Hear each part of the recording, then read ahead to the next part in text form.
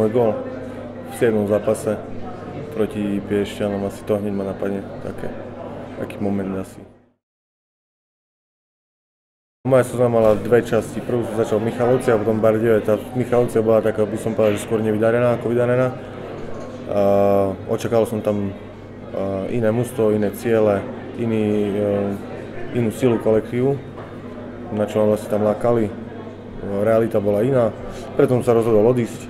No a potom v Bardejove to už išlo ako v zime na saniach. Krásne, pekne, hladko, od víťazstva k víťazstvu, občas sa niečo zadrhlo.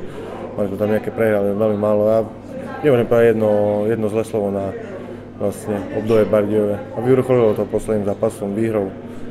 Tam ani sa nedá veľa k tomu čo povedať. Proste parádička. Patril som medzi najstarších hráčov, najskúsenejší, čiže mal som to potiahnuť, či už v obrane, alebo nejak bodovať aj vpredu. Neviem to tak ja nejako hodnotiť, ja sa snažím hrať vždy čo najlepšie a tak, aby bol so mnou spokojný tréner, aby som niečo tomu mužstvu dal, aby som mu pomohol a to je na ostatných, ako by ma hodnotili, aký bol môj prínos. Ja som sa snažil hrať na 100% každý zápas, nie vždy to vyšlo, ale ja si myslím, že to, že sme vyhrali, asi hovorí samo za seba.